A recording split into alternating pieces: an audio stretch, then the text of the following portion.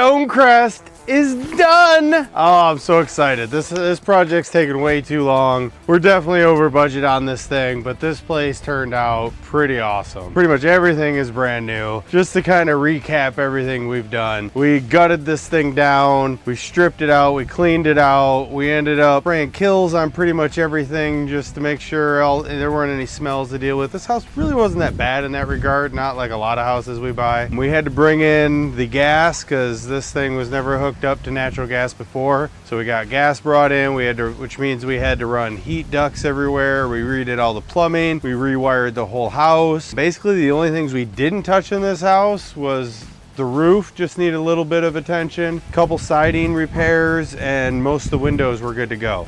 So everything inside is done. The yard was a nightmare, but this place, this is cool. So if you know somebody looking in Portage, they need a house. So we're right in between Gorgneck and Austin Lake. So we're kind of stuck in between there, but you do get lake access over here, which is awesome. It's across the street, comes with the property. So let's take a look around. We'll start with the yard.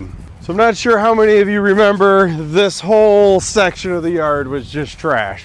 There was trees everywhere, old branches, brush, a shed. There was a whole garden over here that was not in use, not nice at all. The amount of time, effort, and money we have into cleaning up this yard was kind of insane, but it's a corner lot, it's huge. Now we can actually show this off, so this is nice. So this side of the house wasn't too bad. You can see we do have a spot in the siding we need to fill in. As a whole, this place is looking pretty good. We got some landscaping in. Here we got our little deck.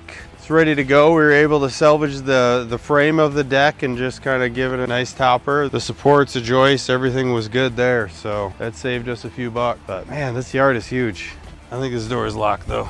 Another thing to fix. Because some of the shingles were curling up a little bit, but as a whole, the roof is in really good shape. And if you're rehabbing a house to sell it, putting a brand new roof doesn't really add value. People think it does, it really doesn't. As long as the roof sheds water and isn't about to fail, whether it's new or not, doesn't really change the difference. It definitely will help reinforce a buyer if they're thinking about a house and they're like, man, we really like this place and it has a new roof. It definitely can be a contributing factor to them going ahead and making the purchase, but there's nothing showing that you're gonna make more money because it has a new roof. So with that in mind, this roof sheds water no problem. It's 3-tab shingles, so you know it's older, but it's also got a nice steep pitch. There's not a ton of trees over top of it that are abusing it, so it's been able to last quite a few years. And we just got up there, we were able to strategically put some tar in there. We had some shingles that were curling up, we were able to get some tar underneath those and hold those back down. But yeah, as a whole, it's looking pretty good. Let's go inside.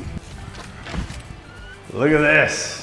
This is awesome. We went with the vinyl plank flooring throughout. We got everything painted, new trims up. We installed can lights. Like this is a 70s, I believe, yeah, like late 60s, early 70s built house, I believe. There was no light in the living room whatsoever. So bringing in these can lights is huge. It really classes up the kitchen too. Getting can lights in here and getting rid of, I think there was just like your typical kind of boob light in here before. So we got rid of that. We got this all installed. This is great. This kitchen turned out awesome. Now we kind of had a dilemma with our countertops. We were hoping to put granite in this, but we didn't have enough granite on anything we had in stock to do this big of a kitchen. We couldn't make it work. So we really didn't want to use laminate because it's too nice of a house for laminate, and laminate never looks right. It never looks good. I'm just personally not a fan. So we ended up going with a butcher block, which turned out great. One thing that I will say that I think I did a little oopsie, I ordered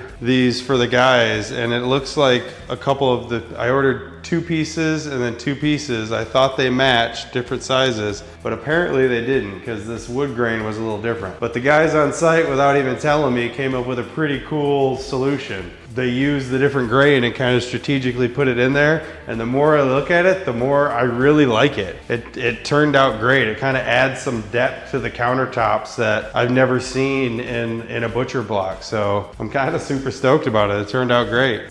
This room's pretty much done. We need to add a blank switch kind of cover down there to cover up an old telephone line. Other than that, this room is ready to go. Dip across the other bedroom. This one's good to go. We have a little caulk over in the corner. Other than that, we're done. Here's our fancy bathroom. We obviously still need a mirror here, but other than that, everything is good. We got a brand new tub in here. All the plumbing has been replaced in this house. Brand new toilet, brand new vanity. Like this bathroom is awesome. You only have one. It is a 2-1, so that kind of sucks from a beds and baths standpoint. A lot of people do want the 3 bedrooms. They do want a second bathroom. This doesn't have that, but it does have a whole basement and a giant awesome attic that isn't technically living space, but somebody's gonna use it as living space. Let's go check it out. Couple of weeks here fixing just little things throughout, but at the end of the day, we're trying to make money, not make it perfect. So if I went through and from a flip standpoint or even like a rental,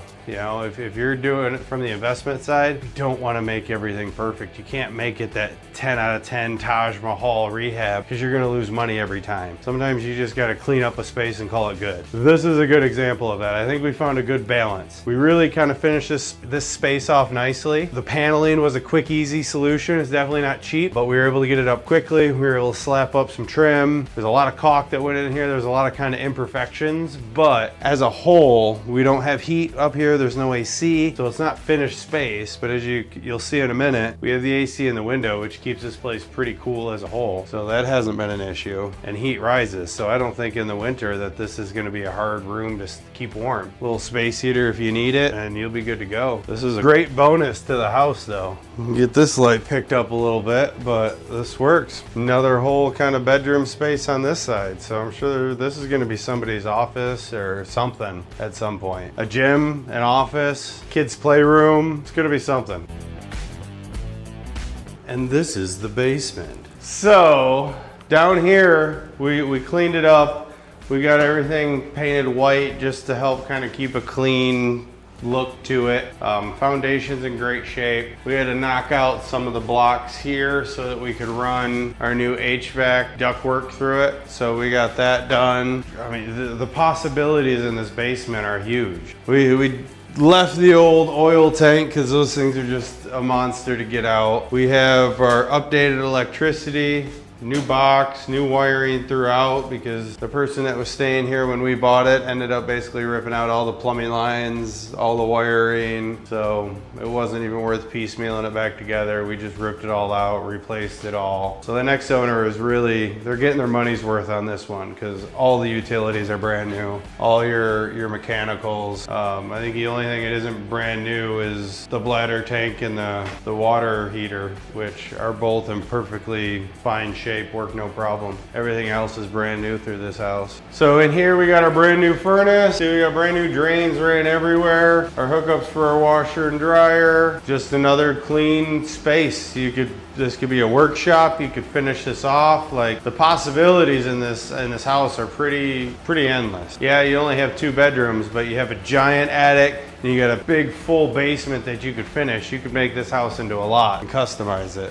One disappointing thing is the guys were gonna install a coffee bar, and I'm not quite sure what happened to that plan, but it clearly didn't happen. So I'm a little disappointed because it would have been sweet to have a nice coffee bar. I'm kind of thinking about looking for like a freestanding one I could throw in here while we sell it, but we'll see. What else we got? I think that's it, just an extra. Let's flip around and do it on our pretty kitchen. Another house done, another complete rehab. BrickTree Construction's got it done from A to Z. We're even handling getting it listed and all that fun stuff on the back end. So if you got a rehab, you got a rental, we can be that complete package for you. You can keep worrying about, going on your vacations or buying your next house. You don't have to do the nitty gritty of babysitting all these contractors, showing up every day just to find out they're not there. Like we'll handle everything for you. So if you got a rehab, keep BrickTree in mind, give us a chance. I think we can take a lot off your plate.